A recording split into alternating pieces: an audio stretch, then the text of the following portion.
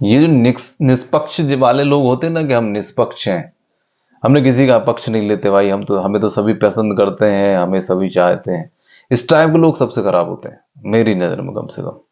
जिनको मालूम तो होता है कि वो व्यक्ति गलत है, लेकिन उसको गलत कहने में इन्हें बड़ी दिक्कत होती है, क्योंकि इनकी एक सोच होती है कि भाई हम तो सबके भले बन के रहेंगे।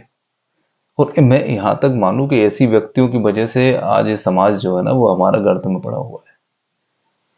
आपको अगर ये लगता है कि कुछ गलत है तो गलत कहिए, ये नहीं कह रहा हूं कि सही को गलत कहिए, लेकिन गलत को गलत कहिए। मैंने कई लोग ऐसे देखा है, वो बैठ जाएंगे अपने पास, फिर अपने से बोलेंगे कि यार वो पड़ोसी है, उसका व्यवहार थोड़ा गलत है लोगों के साथ, उसका बिहेवियर थोड़ा रॉन्ग है, और मुझे वो बिल्कुल पसंद नहीं है, कुछ उसकी आदतें हैं वो मुझे बहुत बुरी लगती है। लेकिन फिर मैं देखता हूं अगर वो उसके साथ खड़े हैं तो उसमें वो उन्हें खूबियां नजर आने लगती हैं, फिर वो उसकी प्रशंसा करते हैं, भाई आप में ये चीज बहुत अच्छी है, ये काम तो आप बहुत अच्छा करते हैं। और वो ऐसा क्यों कर रहे हैं? इसलिए कर रहे हैं कि भाई वो उनसे अच्छा कहें कि ये बड़े अच्छे इंसान है, हमने इनको कभी किसी की बुराई करते हुए नहीं देखा। ये कोई मतलब नहीं है, ऐसे लोगों के जीने का भी मैंने मानता नहीं, ये समाज के लिए घातक है।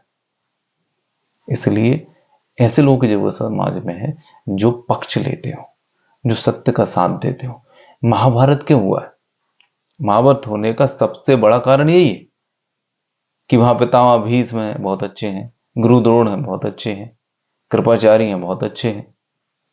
लेकिन पांडवों को जब उनका हक चाहिए, पांडवों से कहना बेटा तुम हो तो बहुत अच्छे हो, दुर्योधन बहुत खराब है, निंदनीय है, वो तुम्हारी संपत्ति पे कब्जा किए हुए है, उसने तुम्हारे साथ बहुत खराब व्यवहार किया है। लेकिन जब बात आ रही है कि उनको उनका न्याय दिलाया जाए, तो फिर सभा में सब बैठे हैं।